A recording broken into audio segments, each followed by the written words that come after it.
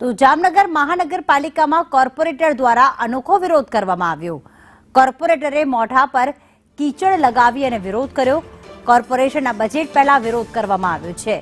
મોં પર કીચડ લગાવી સ્થાનિક મહિલાઓ સાથે કોર્પોરેટરોએ વિરોધ કર્યો।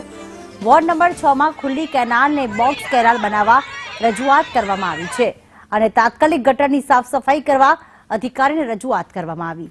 જામનગરના મહિલા નગર સેવિકાએ મોં પર કીચડ લગાવી વિરોધ નોંધાવ્યો।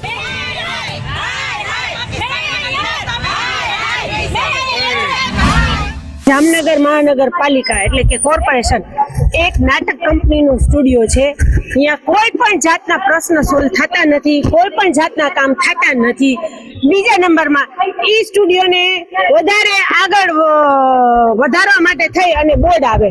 આ બોર્ડમાં તો કે જોઈ લેસી થઈ જશે। પ્રશ્ન અમારો એટલો જ છે કે વોર્ડ નંબર 6 માં એક ખુલ્લી કેનાલ છે જેને બોક્સ કેનાલ કરવાની છે। એની બાજુનો જે રસ્તો છે ને કેનાલનું પાણી સતત ઉભરાઈને છેલ્લા 15 વર્ષથી બાજુમાંથી નીકળે છે, એટલે પાણીના ખાબચિયામાંથી આ લોકોને રોજે રોજ અવરો જવરો કરવો પડે છે।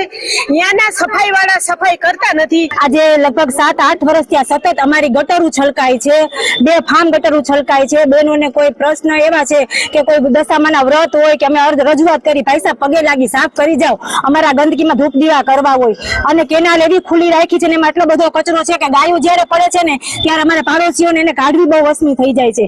આજે અમે વર્ષોથી આ રજૂઆત કરીએ છીએ કે ભાઈ અમારી કેનાલ છે એ બોક્સ કેનાલ કરી દો તમે અને ગટરો રેગ્યુલર તમે સફાઈ કરાવો। અમારો પ્રશ્ન એ જ છે કે આજની તારીખમાં અમને આ જવાબ નહીં આપે સોલિડ વેસ્ટ શાખા ભૂગર્ભ દ્વારા કે અમે અમારું કામ આગળ વધારી દેશે કે અમારે બોક્સ કેનાલ કરી દેશે, અમારી ગટરો સફાઈ કરી દેશે, અમારે ગટરના મોટા પાઇપ નાખી દેશે તો જ અમે અહીંથી નહીં હટીએ। બાકી અમે અંદર જઈ અને ઘરેથી ગટરનું કેનાલનું પાણી ભરી આવી ડોલું અને અંદર જઈને રેડશું, ભલે અમારું જે થવું હોય થાય। અમે કાંઈ પાકિસ્તાન નથી રહેતા, અમે ગુજરાતના વતની છીએ।